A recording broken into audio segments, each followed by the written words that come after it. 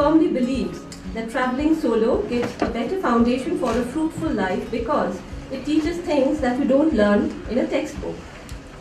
There Are No Gods in North Korea presents the author's real-life experiences and her journeys around the world, which dwell on rich experiences and life moments defining the purpose of travel.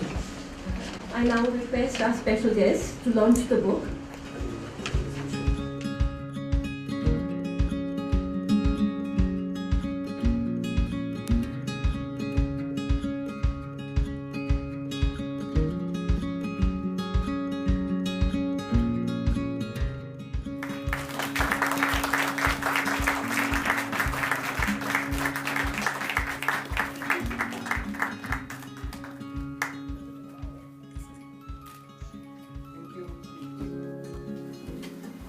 To answer your first question, why not North Korea, right? It wasn't really the landscape, it wasn't the buildings or the monuments.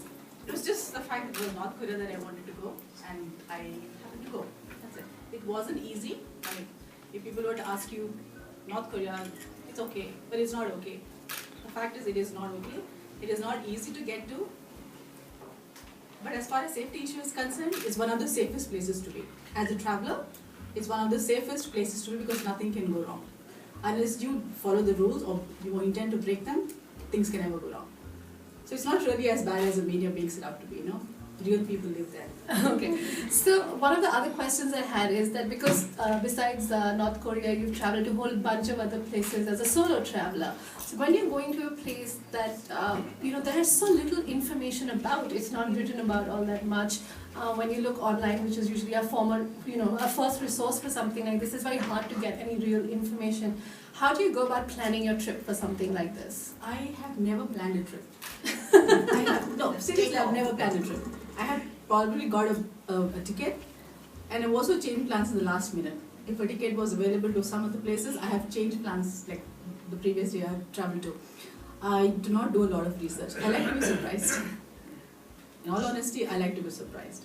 The more you research, the more expectation you build, and if you don't fulfill all of them, you're going to be disappointed. So the best thing I think is to see what you see, be happy with it. Can you share with us a couple of amazing things that may have happened with you serendipitously because you decided to go with the flow? And reciprocally, has that sometimes backfired a little bit and then something weird happened? Strangely, nothing has ever gone wrong in my travels. You're a lucky traveler. I'm one of those lucky ones, touch wood. People say solo woman, you're wearing shorts, you're an Indian, things like that. Nothing has ever gone wrong. I suppose it's because when you show people you trust them, they trust you back. So it depends on how you treat the person there. Be it Africa or North Korea or Cambodia, wherever I've been, you don't behave like an outsider. You don't impose yourself, you don't expect things to happen to you because you are a foreigner in their land.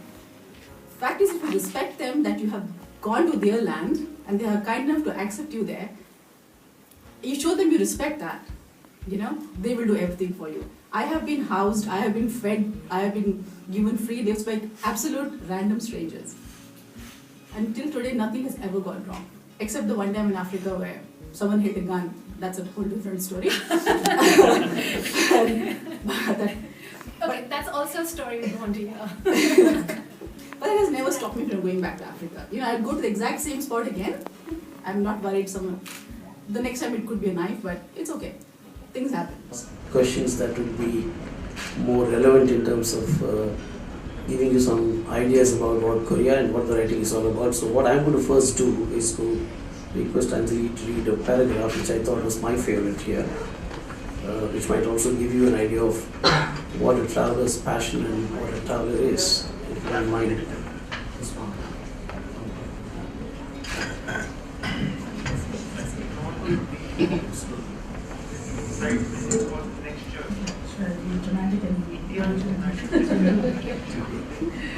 Okay, this is page number 235, pretty much at the end of the book. Okay, it says, I want to say that I have more than one favorite food and place. I have many stories to tell. The non-travelers don't get it. Travels are made up of more than one story. They are little stories weaved into one big exciting journey. My stories of people I meet, the story behind that hammock in the sun, the story of the woman who sold me her coat. Travel has helped me gather stories about everything and everyone.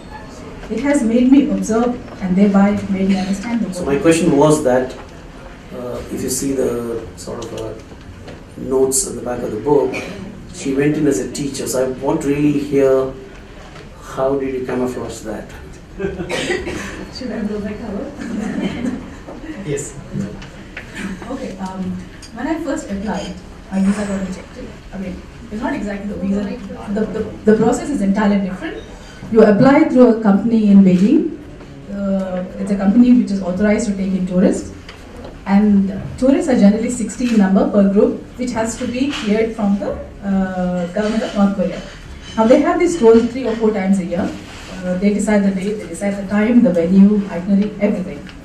So when I applied and they saw my profile was a writer, they said I couldn't go in. So I tried again and I tried to convince them that I wasn't a political writer. I was just a traveler interested in writing about the places I see. I promised them I would paint a very nice picture of North Korea and they hated me for it because we're not supposed to talk about anything.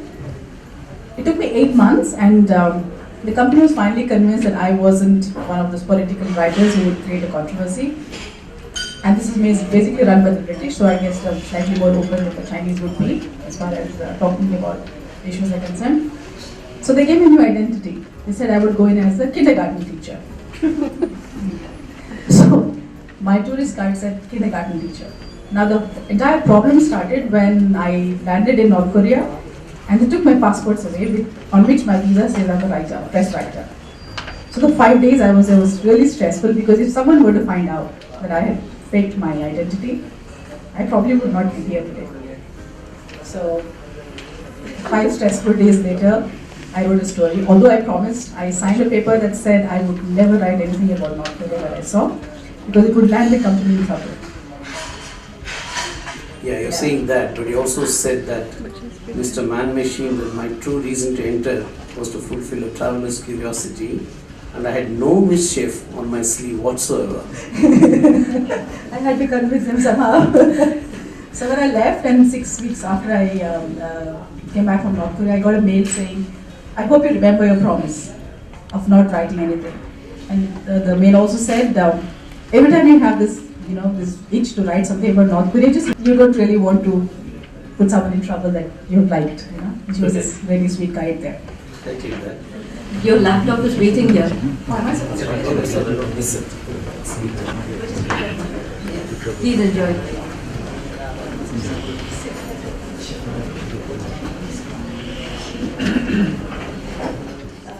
Now that you have written a book on North Korea, do you think that Miss Dear or the guide would be in trouble? Yeah, if they find out, yes. And yet, likely to find out. They have no access to internet. The common people do not have. But yes. But there are North Koreans here. Yes, but I signed a contract that said I wouldn't write about it for 6 months. It's almost 2 years since I've written, so I guess I'm okay. Okay. Yeah, but yes, they could get in trouble, including the company. And I have never stood before kids. And I was wearing really short shorts. And said they've never had Indian teachers, so maybe you should just talk to them about your travels and tell them about India. Because all they know about India was Bollywood. Bollywood has penetrated North Korea as well. And I said, if I went to teach class, I would feel like I'm not on a holiday.